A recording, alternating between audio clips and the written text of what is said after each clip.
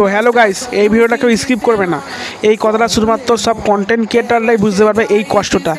তো ভাই দেখো, একটা ভিডিও ছাড়ার পরে আমরা ওয়েট করি কখন ভিডিওতে ভিউজ ভালো পড়বে, কখন নন ফলোয়ার থেকে লাইক পড়বে।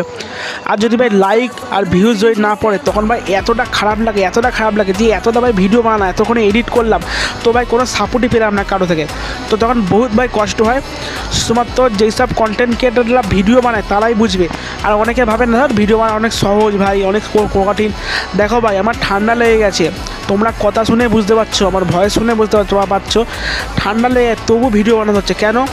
আমরা কন্টেন্ট ক্রিয়েটার বললে আমাদের শরীর খারাপ বলে আমাদের কিচ্ছু হয় না, আমাদের এসব। তো আমাদের সবসময় ভিডিও বানাতে হবে। আর তোমরা যারা ওই পাতে যারা ভিডিওগুলো দেখছো না, তারা ভাববে ও ভিডিও বানানো অনেক সহজ, এডিট করা সহজ। তো ভাই এটা সব যেই সব ভাই আমার কন্টেন্ট ক্রিয়েটাররা ভাইরা আছে তারাই বুঝতে পারবে। তো ভিডিওটাকে পরিমাণে ভাই শেয়ার করো আর লাইক করে